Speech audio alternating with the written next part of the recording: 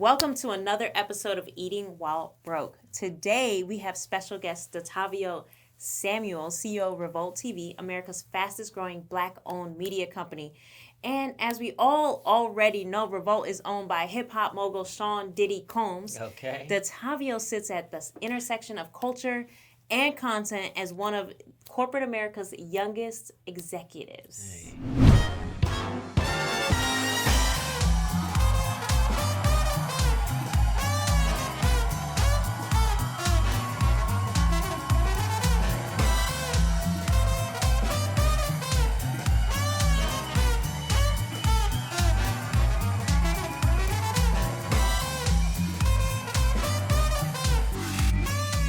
What do you have us eating today?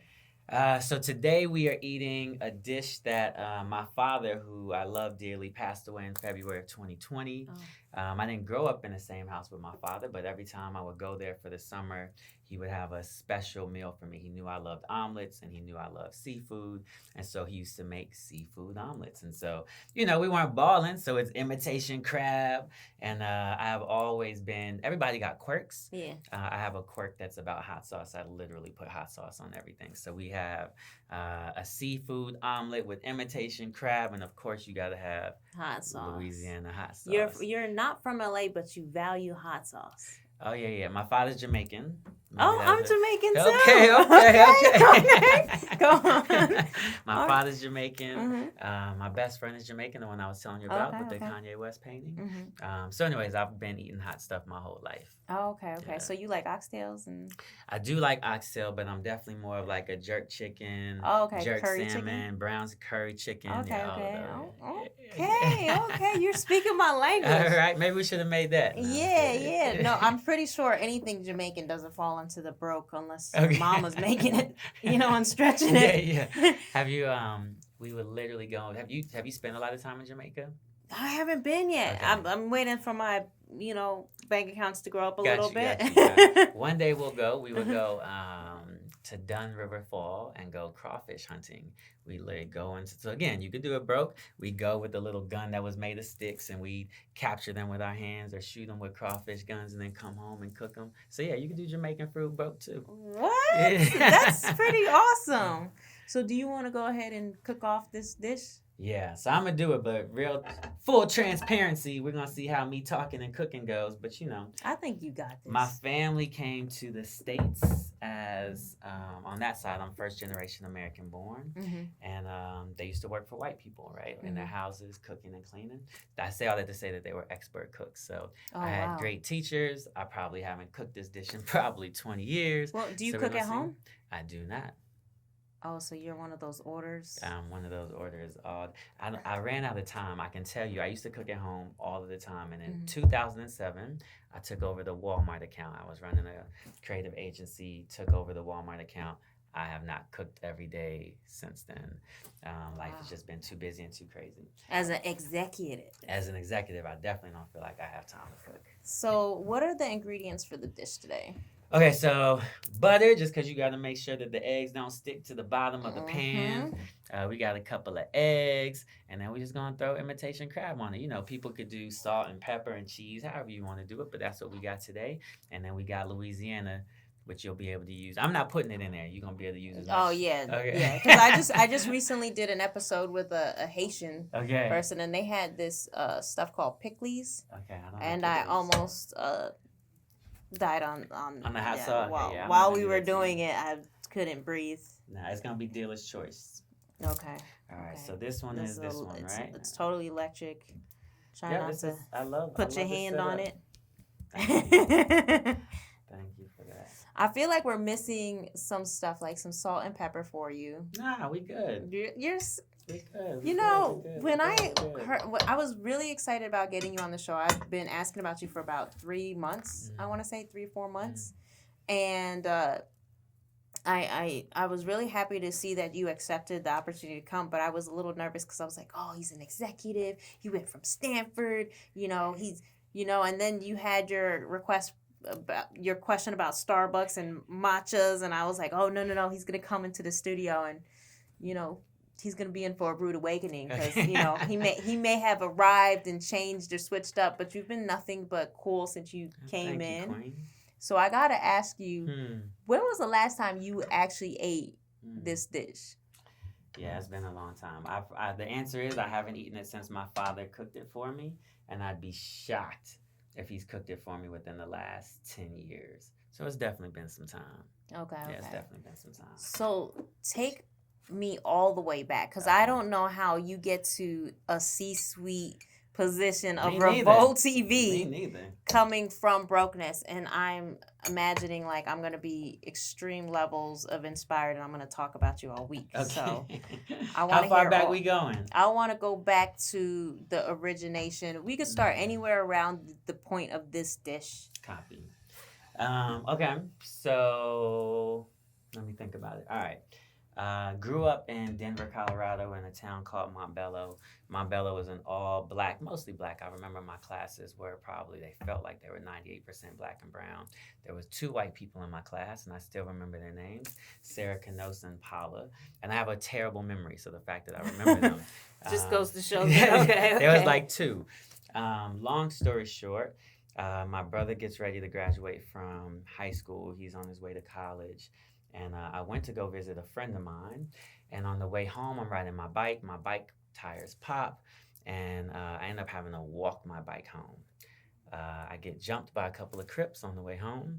I literally think that they are going to take my life. I remember seeing like a 4x4. And they're like, go get that 4x4 out the grass. And I ran. And my brother's best friend was like 2 blocks down, and I run with all my might, get to the door. I'm knocking, waiting for someone to come. No one comes. I turn around like, oh, it's about to be, and no one is there. And I thank God. I run home. I'm in tears. My mom sends me to my father's house for the summer, and when I come back, I'm in the suburbs. Now that I'm in the suburbs, my life is completely different. The environment is different. The quality of education is different. And that's when I learned the power of your environment and the power of education. And so with that, I'm playing sports. My grades, I wasn't gifted and talented, but my grades were going from A's to B's to C's to D's. Now that I'm in the suburbs, I'm back to being an A student. Wow. You don't think it was the fact that you were under your dad's reign? You think it was just the environment? It's just the environment. I'm not trying to take away from mom or dad. No. I was only with my dad for 3 months. Meaning she sent me there for 3 months for the summer, and then when I came back, I was in a whole different school and a whole different environment. And for that, I've always given my mom all the credit and all the love, because whatever sacrifices she made to make that happen were the ones that fundamentally changed my life. Wow. And so grateful for her and all that she's ever done. And so in that, now I'm in school in the suburbs. Let's see. I end up doing very well on my PSATs. With that, I get into probably 20 schools. Because we were broke, I didn't apply to any of them. The only schools I didn't get into are the ones that made me pay. Who made me pay? So I can call them out right now. Georgetown tried to make me pay. What? Yep. Nope. That was a problem. Actually, I want to put this in this bowl. The UC schools, my dream school was UC San Diego. I was actually rapping at the time. I can ramble, FYI, so you're just going to have to tell me what you want me to talk about. Okay. I was rapping at the time. We were recording in La Jolla, California, and I fell in love with San Diego, so San Diego became the school I wanted to go to. Anyways, the UC schools wouldn't let me in without paying, and we didn't have the money to pay, so I didn't do it. Out of the schools I get into, I decided my top 4 were Seton Hall, Morehouse, Emory, and Duke. Never went to Seton Hall, crossed that off the list.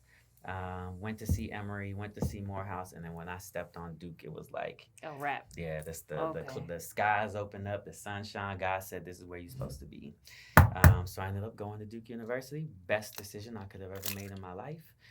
Do you think that is what made your trajectory to where you're at now? Without question. Okay. I didn't know at the time that Duke was as good of a school as it was. Neither one of my parents stressed me about college and school. They knew I was going to go. I was a good student, and so they just kind of let me be. When I get into Duke, the first month U.S. News and Reports come out, Duke the number 3 school in the nation. I'm blown away. I'm like, how on earth am I the number 3 school in the nation? With that, probably make the next second best decision I've ever made. The next best decision I ever made, which is I decided to pledge a fraternity, Kappa Alpha Psi. Okay. And one, I'm a huge believer in Kappa as an organization, but there is something that is so special about the chapter of men that I became fraternal with. And they became my brothers, my coaches, my mentors, my advisors. And so through them, none of my parents had done business. None of my parents had done anything that I'm doing. But through Kappa, I now have people who maybe 5 years ahead of me, but they can guide me and coach me. So anyways, have a phenomenal run at Duke. Mostly partying, step shows, enjoying life. And let's see, what's the next big moment that happens? Next big moment for me is second semester senior year. 2 big things happened in my life. One, I take a marketing course. And throughout all of my time, I was always relatively good at school. Honestly, even at Duke, I never bought books. I could show up at class. I only went to school on Tuesdays and Thursdays and get a B+, right? Left with a 3.3, but did very little work. Again, parties, step shows, all those things. So you're like a fast learner. Yeah, I used to say I'm not smart, but I'm bright. I could pick things up relatively quickly, sit in the classroom, listen to the teacher, pick it up, and be good. When I took this marketing course, it was the first time my soul had ever been lit on fire for a subject. I wanted to know everything about marketing, the mental acrobatics it takes to get someone to want something, buy something that they didn't know they wanted was so intriguing to me. I discovered this career called advertising. So anyways, at that point in time, I decided I want to be a CMO. Most CMOs... CMO is a Chief Marketing Officer. Thank you, Chief Marketing Officer. Most CMOs went to business school and had MBAs. And so I started saying, I got to go get my MBA. So let me pause there really quickly. Before, January of that same year, so this is while I'm in that class, we get in this massive fight. It's the Kappas versus the Alphas. Me and my boy kind of get into it with some guys in the party. It turns out to be this massive fight all across Duke's, what's called West Campus, their main campus. I don't know what it was, 30 on 30. It was crazy. Cops come from everywhere. Maced. It was horrible. Again, on the way home, I'm so frustrated with the way the police had handled the situation. I was the president of NPHC, which is the National Panhellenic Group, meaning all the Black Greek organizations.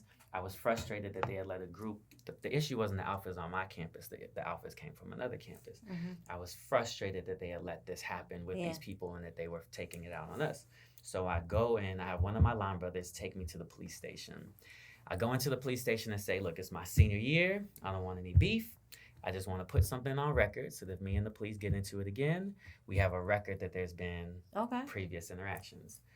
They never take my report.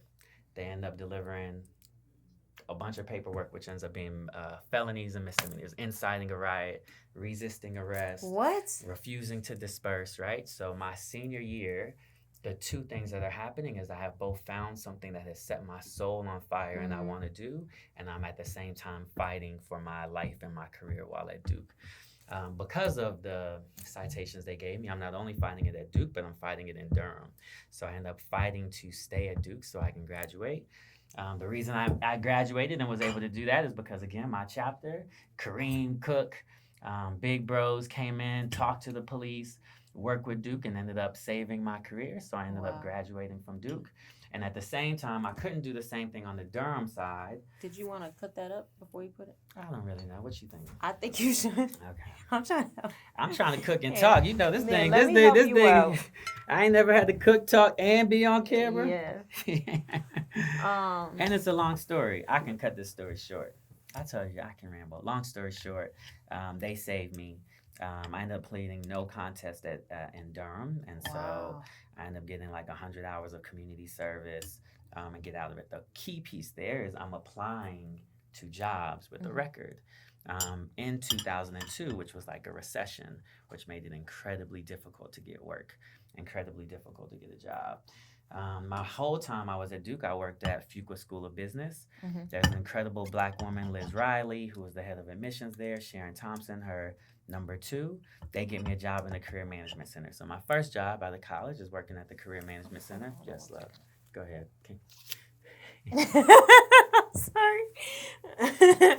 But I'm just curious, when all this was going on with the with them putting felonies and all this stuff, was there a part of you that felt like quitting, or were you emotional? Like, I would love to know what your state of being was. Yeah, it was incredibly difficult, and I'm not going to tell somebody else's story, but it just so happened that one of my other fraternity brothers, who was one of my best friends, was also in trouble with the police.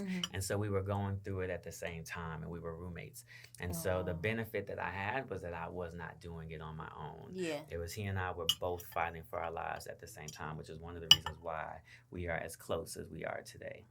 Do you feel like that, and I don't want to get too far off, but do you feel like it makes you look at the police a certain way, or do you have an emotional tie to that? Because that could have, you know, transitioned your life into a completely different direction. Like they didn't even realize the damage that they were about to cause for someone that's going to Duke. You know, for sure. Yes, but I don't know that it's any different than what I think any other, you know, black male, black female kind of deals with. You know what I mean? I think so many of us have our own stories, you know what I mean? But yeah, of course, it was impactful for the rest of my life. How's that looking? Now that you don't have me cut it up and that looks good. I'm trying to help you. You know what though? Tell me, talk to me. So you graduate from Duke. I graduate from Duke. You continue on at Stanford?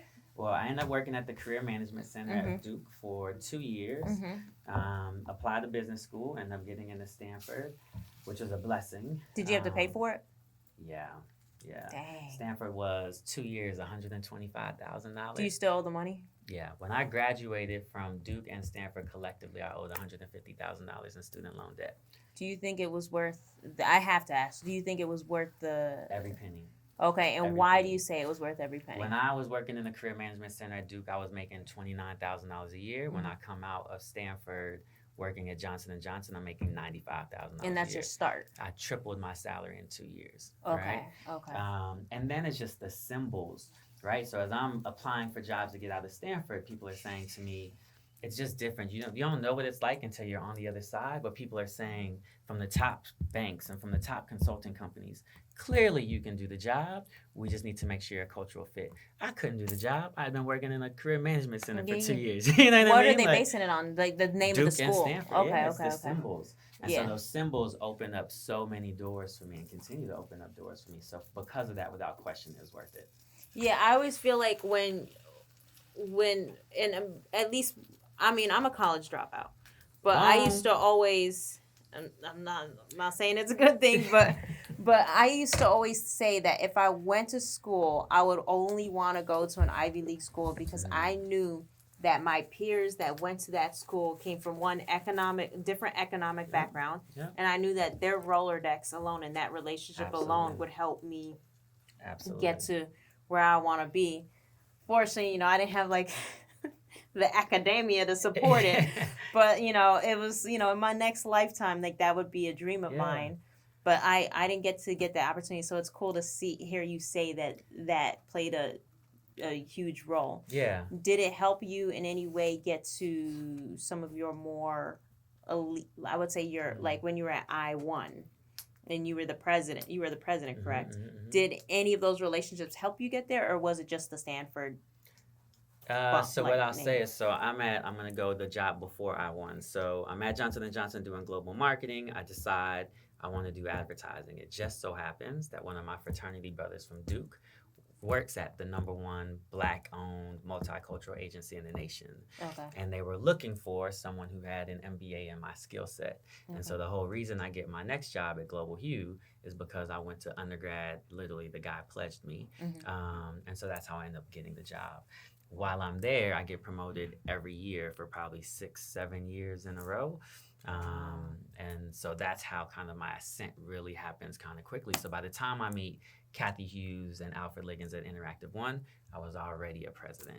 And so they hired me on as a president. And you're young at that point. What age are you? Like 20? I probably became my first president at 30. Okay. I probably became president at 30, and then I went to worked for Kathy Hughes, I think, when I was 33. And So I and became if you don't mind me president. asking, like, what would a salary of a president be at that age? Like, you're 30, you're. You want me to tell people what I was making? Okay, I I mean, this say. eating while broke. We're trying to get the You skinny got on. it. Inspire Oh us. Inspire Lord, us to go oh to Lord. school. Okay, so I came out of Stanford making 95. By the time I left Global Hue, I was making $1,000 in salary. You hear that? I need to. We're gonna pause eating while broke and get a college degree right now.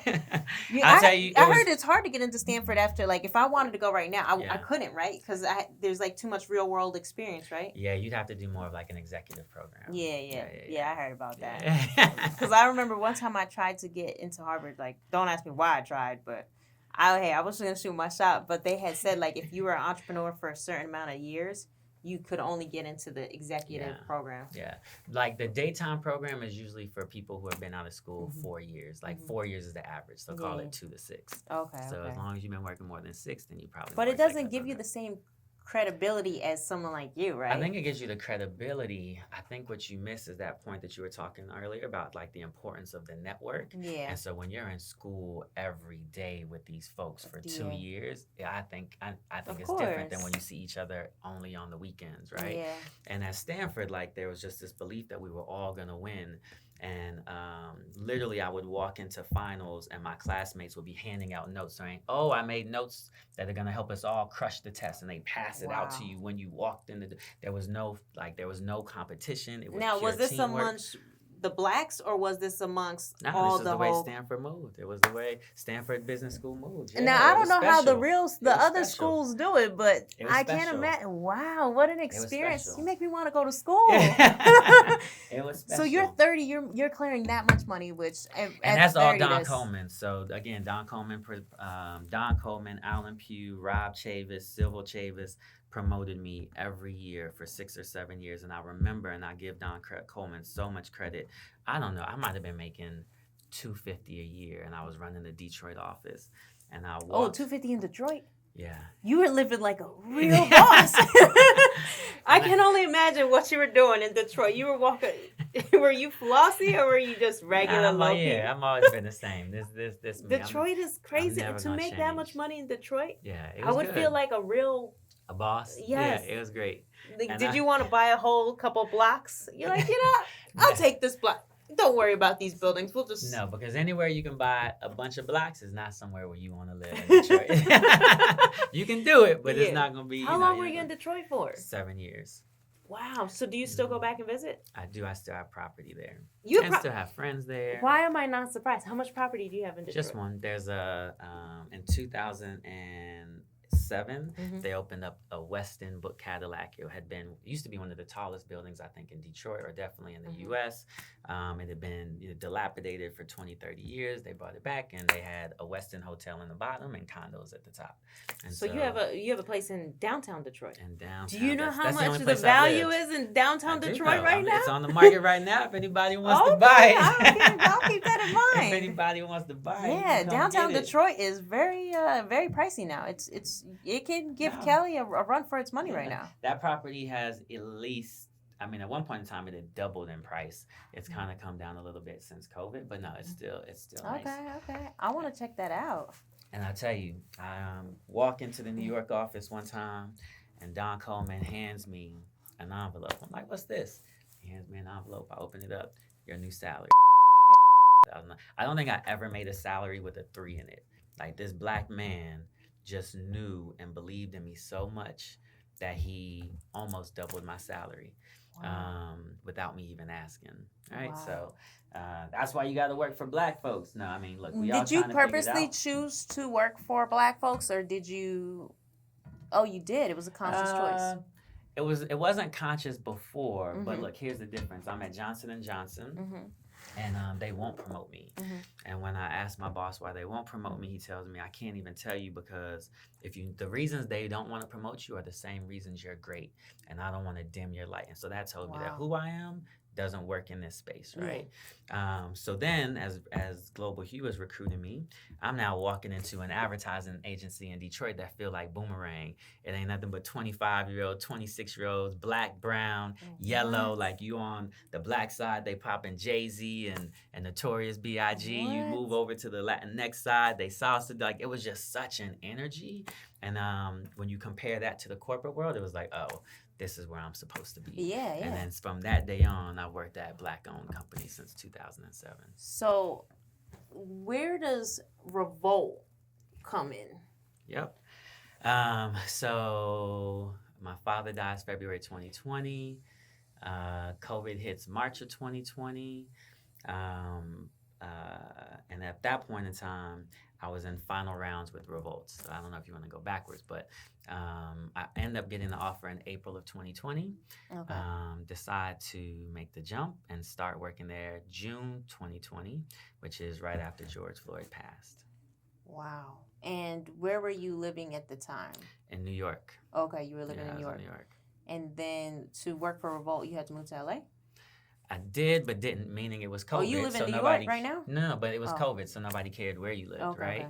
But it was COVID in New York, and New York was terrible. Like, it was the hot spot, ambulances going on. Like, whenever I meet people who, like, don't believe COVID was a real thing, I'm like, where were you living? Because where I was living, it was so real. It was like bodies everywhere, right? Exactly. There had bodies stacked up, I heard. Exactly. It was bodies, intense. They had 18-wheelers. Like, it was crazy. Yeah. And so, for me... it was just like, why am I here? Mm-hmm. Revolt's in LA. At some point in time, I'm going to have to be in LA. LA is probably going to be a much healthier place for me. And so I chose to make the move. And definitely one of the best decisions I made in 2020. Really? Yeah. Much healthier than I would have been staying in New York. Really? I miss the Chinese food of New York and the pizza. To be honest, I do. Like when my brother flies in, I'm like, bring some egg rolls. He's like, egg rolls? I'm like, just bring them. And he'll like throw me a bag of egg rolls. And I'm like, yeah. I've never been big on Chinese food, but I love New York pizza. There's nothing like it. Even the ones in LA that call themselves New York pizza ain't quite right. So I know we're short on time, so we're gonna have to split this omelet. Yeah. And then look, first of all, can I get halfway credit for making a decent looking omelet while talking? I know I went on a long story, but it's because I was multitasking. It looks very good. I'm very proud of you. Thank you, Queen. I haven't had imitation. The last time I had imitation crab meat was so long ago. I remember when I was young, I loved the taste of it, and I begged my dad to buy me a bag of imitation crab meat. I caused the scene, and he was like, okay, if I buy it, you got to eat the whole thing tonight. I was like, sure, no problem, Dad. And let's just say I never liked imitation crab meat. Okay. Like to this day, I fear it because... Well, we're about to see we're about to see if we can change that. Yeah. Okay. Look, so I use an obnoxious amount of hot sauce. Yeah, I hope you can make it through because I've seen people on this show do what you just did and drown it in hot sauce, and then they end up choking. You won't even notice that I did it. I won't even notice that I did it. Okay, because this is my life. Just for everyone that's listening, he bathed it in hot sauce, so it looks. I can't believe it's an omelet that looks red. It looks like it's a bloody omelet. I can't believe you got me to tell people my salary. Yeah, that's good. You know what? I feel like, I'm 30. I'm 38. Mm-hmm. I can honestly say I've never seen that type of money. Manifest. Yeah. Who knows? Maybe one day. But I think it's an incredible feat when you come from humble beginnings, and we've talked before taping about when you come from humble beginnings, do you ever feel like an imposter? Do you ever feel like, when is the gig up? And for me, I face that every day. Maybe that's why I don't move in the same circles. Plus, it's very hard for me to have the network that, I didn't go to school. So I have a couple entrepreneur friends that do very well. But every time I do something, I still have that little person that's like, when am I going to be exposed for this, fraudulent, somehow miracle opportunity that happened, know? What's crazy is Imposter Syndrome is something that minorities, women, typically marginalized people face, right? And we'll tell each other we got to fake it till you make it. The crazy piece is oftentimes our counterparts, our white counterparts who may be less qualified, have less hustle, never have that feeling. You know what I mean? Wow. And so it's only in our culture and it's only in our world where we feel like, we believe that the world is a meritocracy. And if we didn't earn that specific thing, then we're not ready. So many people are handed opportunities because of privilege and they never feel like we do. You know what I mean? Yeah. So for me, it's up to us to fake it till we make it, find our way to get past that hurdle so that we can actually be who the heck we're supposed to be. Yeah. When I look at people like Kanye or love Kanye. Or anyone that's making it or painting the world that they feel that they should be living in, I have so much admiration because it takes a certain level of confidence. I know some people say that Kanye has mental health issues or what have you. I personally don't feel like he has mental health. I just think he's borderline genius. And I say that because I remember years and years ago, I went to a album release party of his, and he was like interning to learn fashion, and everyone in the crowd couldn't make sense of anything he was talking about. And I was like, you know what? I just think he's a little too smart for everybody right now, you know? But I think there's a certain level of confidence. Like when you look at Diddy and you look at all these people, it's like they had a level of, I tell people like, I'm a little crazy. I'm crazy because I believe that I can take some crazy idea of mine and bring it to life, you know? That's exactly But when I see them, they don't seem to show that level of fear like that I internally had, the imposters, which is the first time I've ever heard that term. But you've never experienced it? No, all the time. Every promotion, every new job, it's gonna come. Again, you just gotta fake it till you make it. You gotta push past. Okay. That's my belief.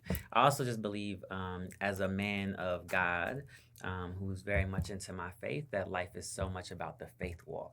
And so while I may feel this way, if I believe I was called to do something else, then I just have to have the faith to keep walking. And so for me, it's okay to have here's what I want to say. Emotions are data, not directions. And so you might feel like you aren't capable. You might feel like you're not qualified, but that's not necessarily true. Those are just emotions. Emotions are data. Not directions. Not directions. I like that. I like that. Okay. So do you have a fun Diddy story? All my Diddy stories are fun. But here's what I'll tell you. Here's what I'll tell you about what's really amazing about working with Sean Combs, our chairman. One, like everything that you're just talking about, imposter syndrome, like you can't work for him and have that. He makes you feel like you can run through every single wall, no matter if it's made of concrete, titanium, no matter what it is. When you deal with a man like Sean Combs, he only operates in magnitude, right? He wants to be the first, the biggest, but everything that you see about him is true. And so he pushes you to dream the impossible, but then he puts the battery in your back to go get it. And that is such a special and an amazing feeling. And then the other thing that I think that Sean Combs has done for me is like permission to not only be fearless, but to be like my authentic self. Permission to be bold, permission to be courageous. So much of what I do right now is standing in our marketplace, championing Black culture, championing Black people. And the reason I'm able to do that is because there is a earthly king on top who is pushing me to do it every single day, and to do it in a way that is authentic to myself and in a way that is authentic to the culture. And that is such a special, special thing. So I'm grateful. This is, again, one of the best decisions I would have ever made in my life, working for Sean Combs. And he's a unique leader, creative, visionary, icon, all those things. But what he does for me personally is really, really special. And as CEO of a media empire, and I've asked you off camera or off recording, I feel like there's an obvious pressure when you're doing any type of media. It's eyeballs. How many people are watching? How many views?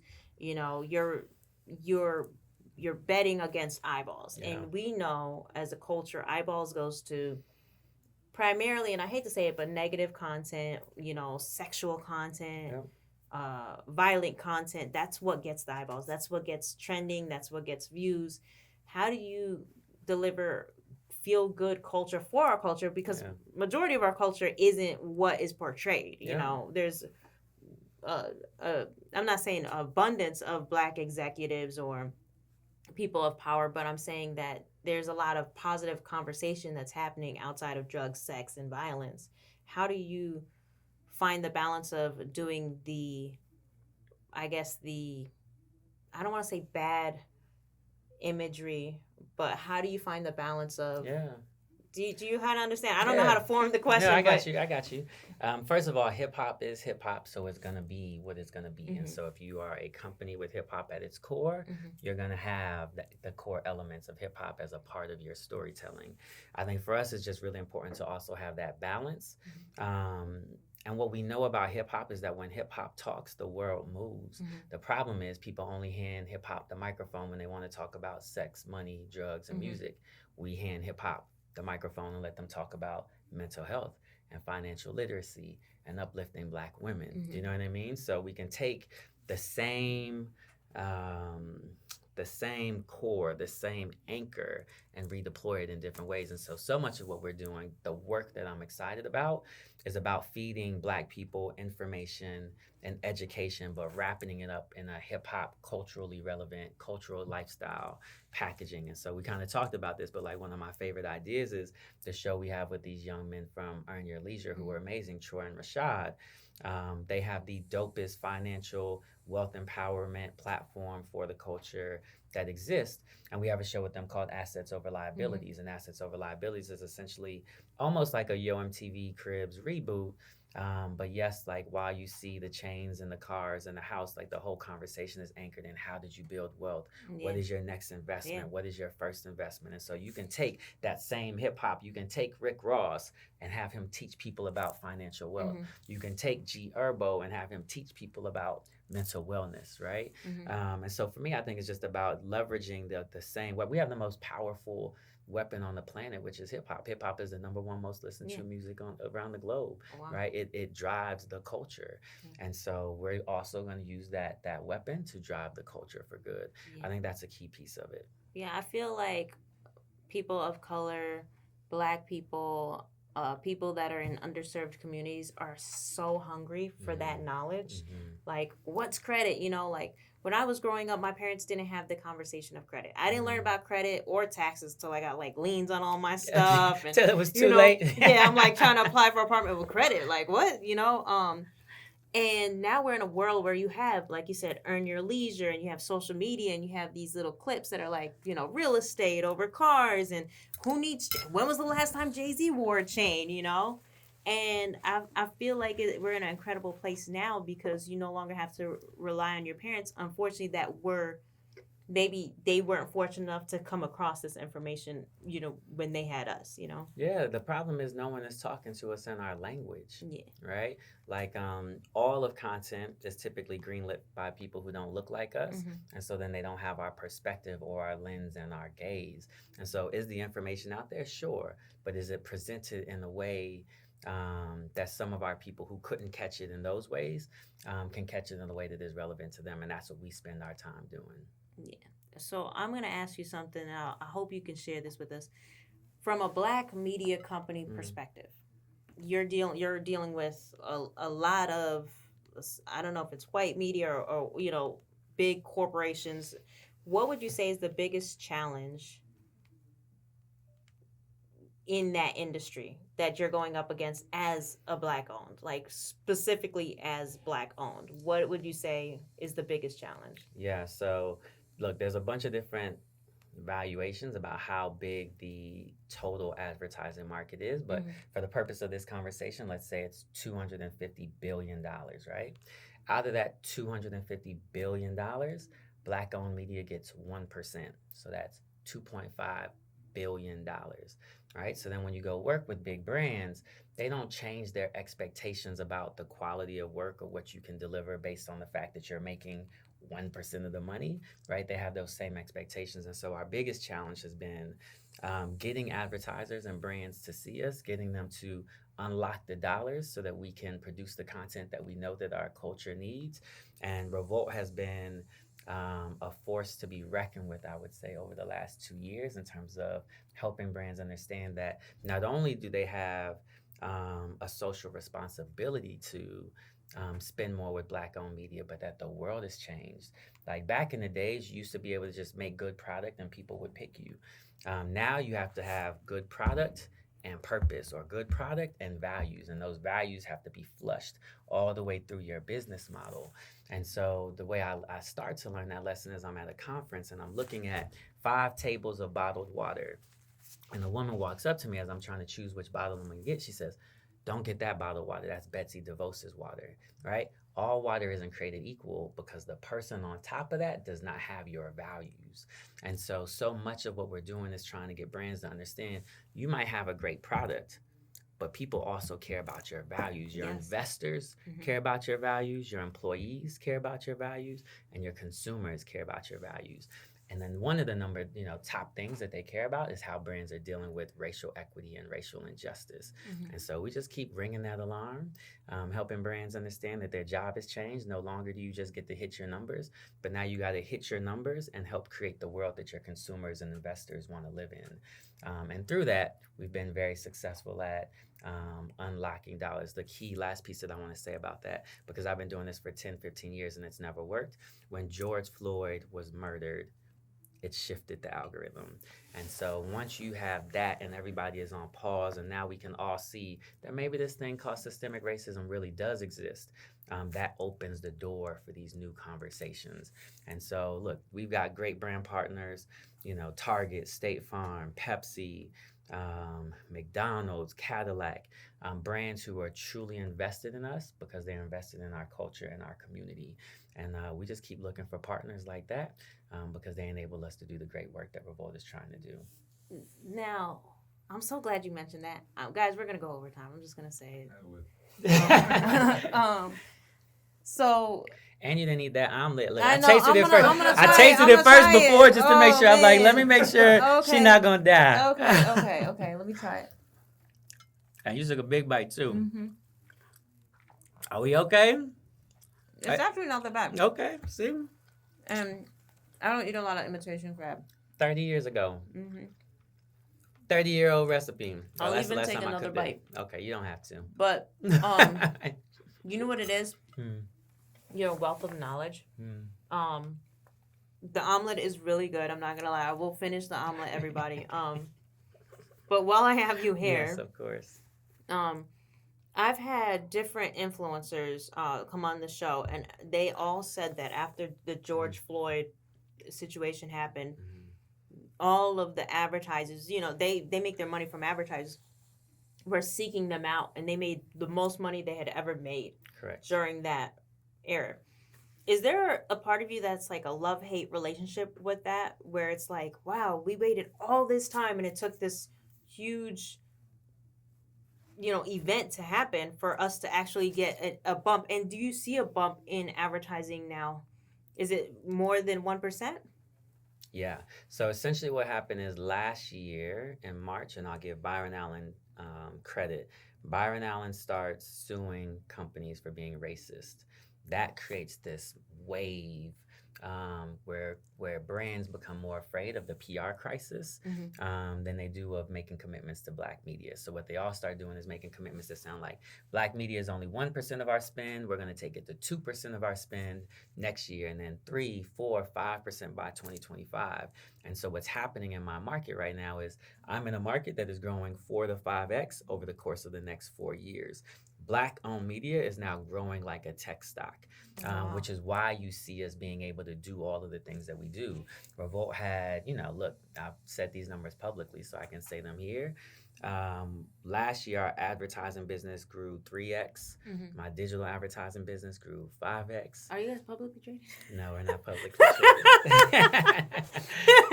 Our profits I had to ask. You So get stock options as a CEO or no? I know that I'm asking very invasive questions. The real answer to that is always what you choose to negotiate and where you put value, right? And so the core 3 things that I think that as a CEO you're negotiating is salary, bonus, and equity, and everybody's gonna choose which one is more priority. 100%. I have a feeling I know which way you went.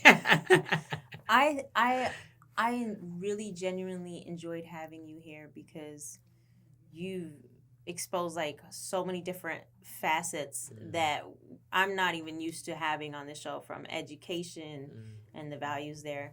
There was one other question I had that was gonna, I forgot. You're gonna what it try to was. smack me? You know what? It's good because it's like we're learning so much. Oh, that's what I wanted to say. You came from advertising, and then you're the CEO of Revolt. You know, from a perspective, like after hearing your story, it makes perfect sense how they chose you and why they chose you, because you're like the triple threat. You're like the girl that could sing, dance, model, like you can do it all because you understand the language of the advertising perspective and you understand the language, the media side. So you're I appreciate the way you said that, and thank you, honored. But you literally, like any interview that I'm in, that's exactly what I would say. That what has made me unique is that I started on the client side at Johnson and Johnson, and so I have an inkling of what brands and advertisers want. Then I went to the creative agency side and learned the power of ideas and creative content.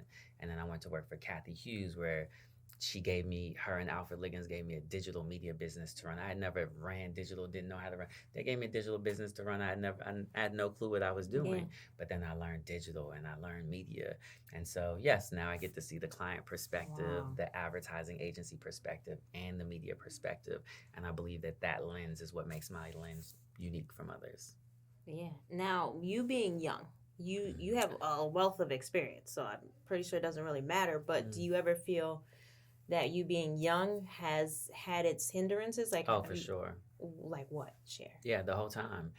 So you have to imagine, and these titles will mean nothing. But I probably became a group account director at an agency at 26. Again, I became the president of an agency at 30. And you have to imagine that a lot of the people who work for me were older, with a lot more lived experience in the space. And so figuring out how to be a leader who could rally people who were younger, but most importantly, older, to respect you enough to follow. For me, leadership is about fellowship, right? So earning fellowship as a young kid was really difficult. And then walking into clients and convincing them that they should give you tens of millions of dollars to make commercials and that you were the leader to help drive that business, also a very difficult thing. And then the other piece that I'll say is internally, there's always this question of like what your motivation is, because when people see you move up the chain as quickly as I was fortunate enough to do, there's always this idea that you're not really here for the business, you're just here for yourself. Oh yeah, right? yeah. Like you're not a life person. 100%. You're temporary. Are they going to? You're just here to build your brand and get out. Yeah, exactly. Right? And so again, earning fellowship in that reality was really difficult. In fact, even me doing things like this and being on this wonderful podcast that you have is a newer thing for me, because in order to lead, in order to prove to people that I wasn't there just to build my brand, I stood in the background and pushed everybody ahead. Yeah. Right? It's not until last year where I start doing more to kind of step into the light, and honestly don't love it. But I think it's part of the assignment. And when you're the CEO of a brand, you have to be the face of a brand. But I spent my entire career hiding in the back so that my teams knew that they were the most important thing and that the work was the most important thing and that it wasn't about building my personal brand. Wow. So, I don't know. I'm just gonna go Ask. over. We here, yeah. We're gonna edit. Look, I rambled in the beginning, so you good. We'll just run it. We won't. So when it comes to leading a team, and coming from advertising, I always tell people. I mean, I've worked for myself for abundance of years, and I always say people underestimate sales, financial literacy, and sales. When you're running a business, everyone assumes no matter how big the business is, there's no cash flow problems. I can tell you, I've seen all types of businesses, big and small. Cash flow plays a critical role in whether they stay alive month to month. But one thing people always look down their nose on is sales. How much of your role would you say the ability to sell played a huge, a role in it? 75%. I don't really know, but I think that if you're an entrepreneur, the number one thing you're doing is selling. I spend all of my time selling to investors, trying to unlock hundreds of millions of dollars so that we can tell Black stories that have not been told. I spend all of my time sitting with brands and advertisers trying to unlock millions of dollars so that we can keep the company open, feed families, and give people of color in this wonderfully diverse group of company that we have, so that they can feed their families and eat, and we can grow the business. I spend all of my time selling to the media, telling our stories so that people are paying attention to the work that we're. It's all sales, in my opinion. Yeah, I agree.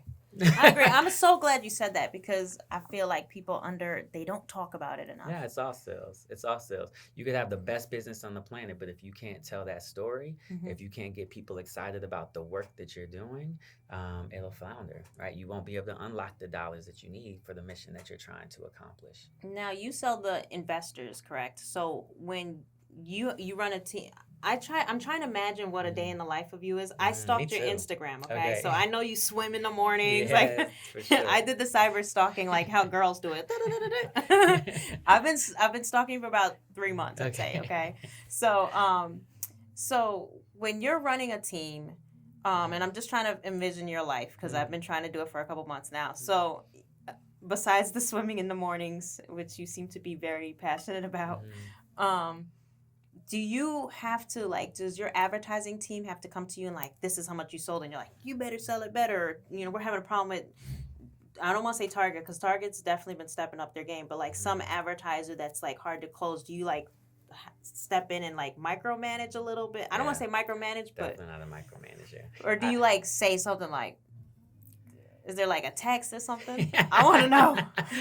In general, the way that I would say it is, I try to build empowered teams. I'm super and have empowered leaders, and I'm super passionate about that for all people of all colors and all walks of life. But I'm specifically passionate about it for people of color and women, because oftentimes when they're in these other companies, they don't get to take their shot. You don't know if your ideas are good if no one ever lets you get your idea off the ground. Yeah. And so I try to create a space that gives people fertile ground to kind of understand what they're capable of. And so I'm blessed. We have an incredible sales leader at Revolt named Mike Roach. He and his team are doing a phenomenal job. And so I stay out of Mike's business. Mike lets me know when he needs me. If he needs me, if it's a CEO to CEO conversation that has to be had, if it's a CMO to CEO conversation that needs to be had, he'll call me. Big pitches, he'll call me. He also knows that I have lots of relationships on that side, so there are potentially doors I can help him get into. But that team is doing what they're doing, and I will take zero of their credit. They're phenomenal. So my last question, and then I'm gonna ask you many questions once we're done. Okay. You have 100. I would say it was 75 to 100 staff. I'm assuming, right? Okay. Out of all those staff, how many would you say have a college degree? I don't know, because I've never looked at it, but here's what I'll say. I say all the time that Revolt is streets and suites. We have people who, suites meaning like the boardroom, so people who maybe come from more my background, right? So you've got, when I look at my executive team, you got people from Harvard and Stanford and Duke and UCLA. But you also have people who never graduated from college. You also have people who came from the nightlife. And I think, or I believe, and I know that what makes Revolt special is that we are figuring out that balance every day. There's a lot of companies who are trying to do work for the culture, and they're just suites. There's a lot of people who are trying to do work for the culture, and they're just streets. It is this combination of streets and suites that makes us unique and special. And so I don't know about what it is throughout the entire organization. But you answered it. You Okay. basically answered it. I'm glad to know that. There's opportunities for us regular folks, guys, out there. For us, it is not about...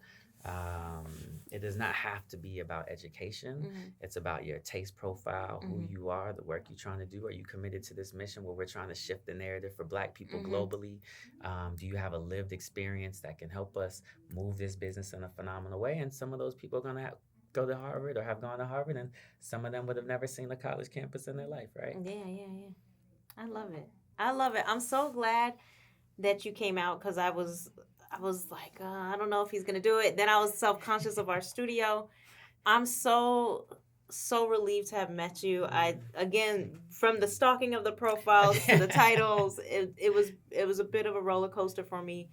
And I'm so happy to hear that Diddy sounds exactly like what I've imagined him to be.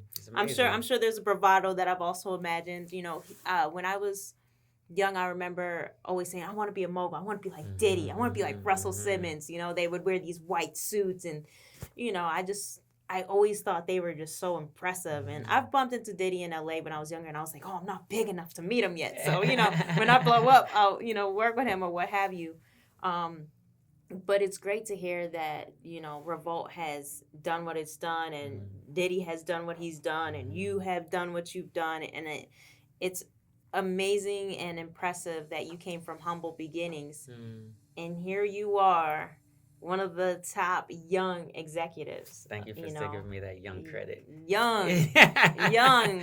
Well, thank you for joining me on another episode of Eating While Broke. Yes, of course. Please feel free to come by and eat real Jamaican food with me and not imitation crab omelets. Well, I want to say thank you for having me. I think for me, this conversation is refreshing. It's like you get tons of interviews and you never know what the conversation is going to be, but I definitely think we had a fresh conversation. I think even for me, right, I'm here to serve, but I think that this platform also gives me an opportunity to say things that I don't get to say in other places. Literally, you got my salary out my mouth, right? So beyond that, you just gave me the opportunity to say things that I don't always get to say, and so cheering you on, celebrating you. Love the studio, love what you're building. Keep going, Queen. We're here to help. Thank you. I appreciate you. Peace out. Maybe we'll be on Revolt one day, okay? Yeah, you maybe. know? Maybe. You never know. All right. Peace out, y'all.